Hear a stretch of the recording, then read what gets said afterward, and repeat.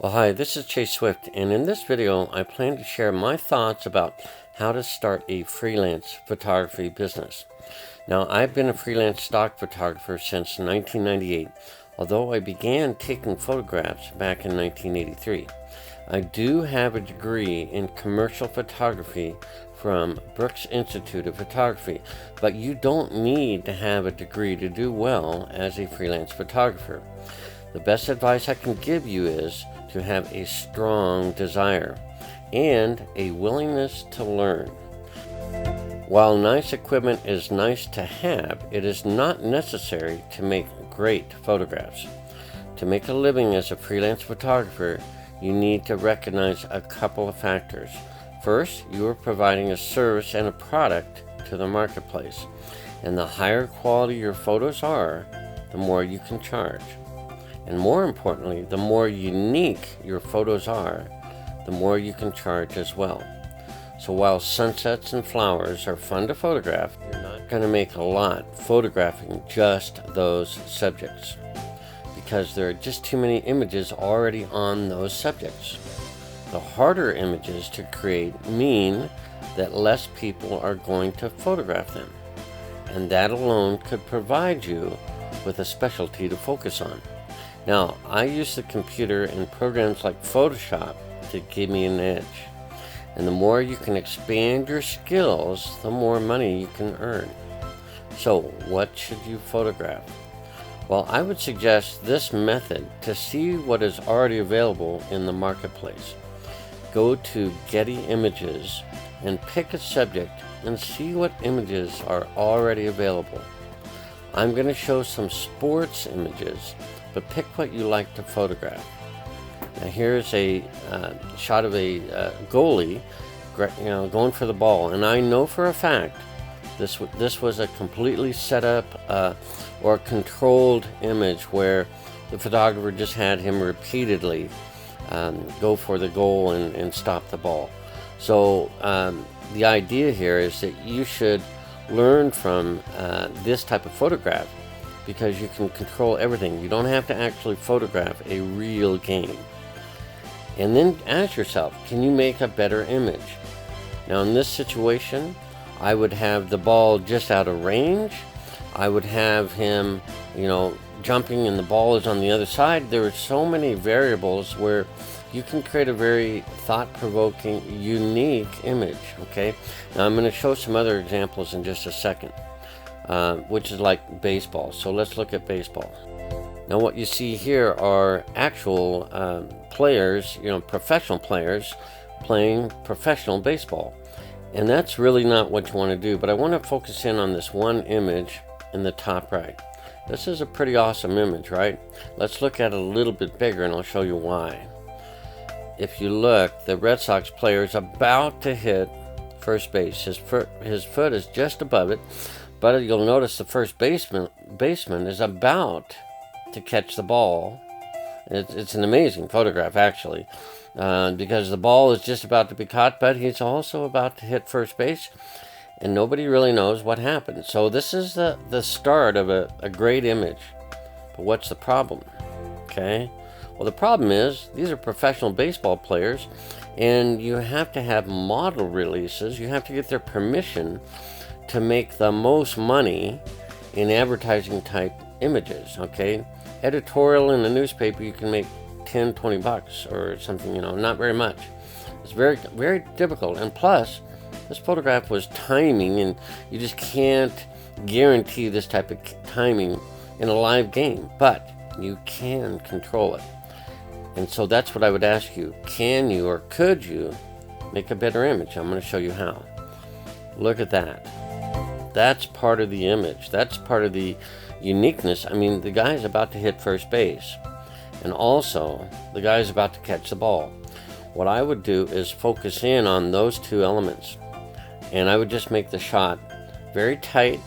And you could do this in any baseball field by the fact you're cropping in on this image. Okay, let's look at bigger. What I would do is really focus on the fact that this guy's about to score, or not score, but get to first base. But the guy catching the ball, I would have it down lower so you could see like it was a low grounder that came in, and he's just about to get him out. That's the type of image that would be awesome, and you can control all of this in your in the baseball field near you.